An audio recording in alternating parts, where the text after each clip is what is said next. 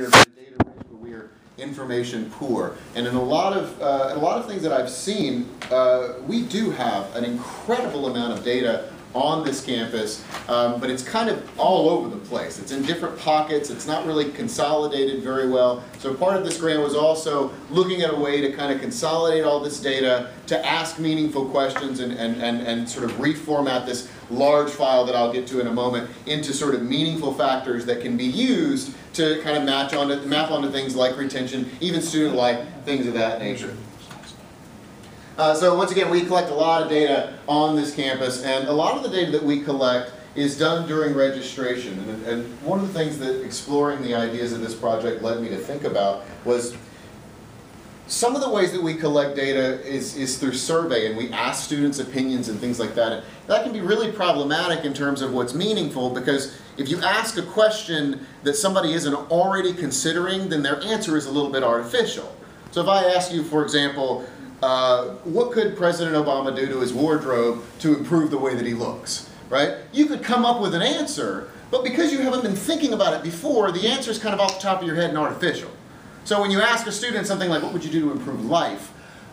They're going to have to fashion something, but if it's not already on their mind, there's a little bit of missing things there. So I set out with trying to think, what kind of information can we get that's more forced choice, that's more demographic driven, that isn't artificially created, that isn't characteristic of that kind of thing, that I'm not really sure if that's a real answer or just something that somebody came up with on the fly. And I thought a lot of the successful ways to do this is during registration, because every student that registers have to go through this process where they tell us what their ethnicity is 14 times, and then we tell them that we're going to kill them if they don't pay us, and that kind of thing. So we ask a whole lot of questions during registration, and I thought if we examine the kind of questions we ask, we may be able to come up with better questions to implement during registration so that we do get a full data set instead of a sample of people who want to respond to a survey. Because that's already introducing kind of bias in what kind of results you can use. If you ask people in a way to answer a survey, you can if you want to, then the sample that you're asking are only the people who want to respond. Well, what about the rest of them? And is that an indication of the entire population? And oftentimes, statistically, it is not. So one of the ways to address that is to do something like extra surveys or extra questions, little small demographic questions, in registration, because everybody has to do it. In addition to that, because we have so much data and it's in so many different pockets, mining all of this can be a little overwhelming, and really figuring out what you want to do with it can also be very overwhelming because there's just so much to work with. As a scientist, early in my graduate career I was taught you can never have too much data, but when you do have too much data, it can be a real nightmare to get it down to what you want. So this project again was aimed at kind of identifying which factors are useful, which ones are not useful, and seeing what can be done. The first phase of this project, the assistant dean and I procured a GWALSTUD, I think is what we call it here, GWALSTUD 2 now. 2 minutes. Sorry? 2 minutes. I've got 2 minutes! Oh boy! 2 minutes. 2 minutes! So we got GWALSTUD and we did some things with it. Moving on. We converted it to an SPSS file, trimmed out some unnecessary factors, and then reformatted the data set into a more finite set of factors. These are some factors that we already have: zip code, gender, date of birth, current GPA, Durham GPA, major.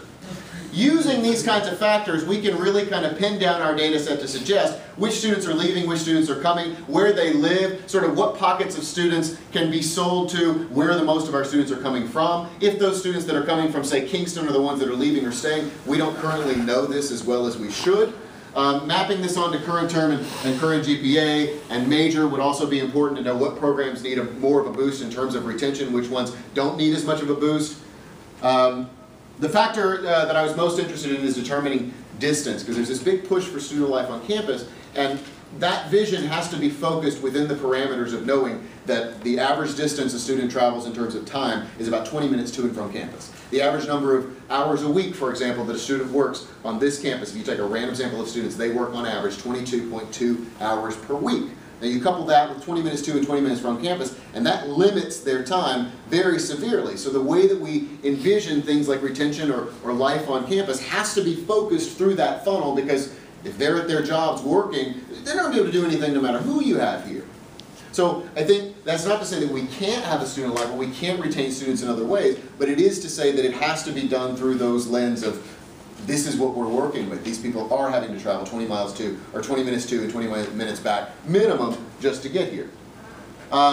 We could separate our data into shorter commute versus longer commute students, those that have more free time, those that have less free time, looking at those that have less free time, seeing what kind of activities they're interested in, more free time, those activities, and then siphon them that way. Very quickly, another factor was gender and date of birth. I would be interested to know if the students that we are losing are returning, or students that we are losing between semesters are those students that are of an older demographic or a younger demographic. How does that map onto ethnicity? How does that map onto race, sex, whatever? And then how can we reformat our marketing structure to really focus on these groups that we're losing?